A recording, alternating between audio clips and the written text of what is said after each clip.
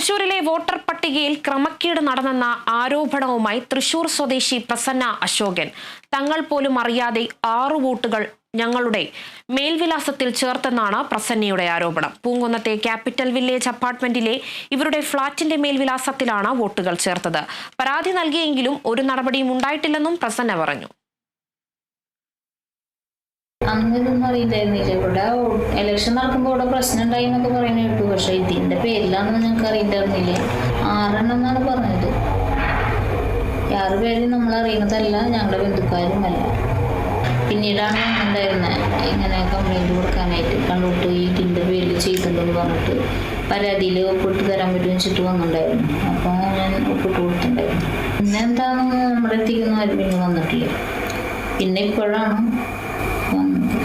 പാർട്ടിക്കാരായിട്ട് ഞാൻ അന്വേഷിച്ചിട്ടുണ്ടോ എന്ന് നമുക്കറിയില്ല. പിന്നെ നമ്മുടെ അടുത്തേക്കൊന്നും വന്നിട്ടില്ല.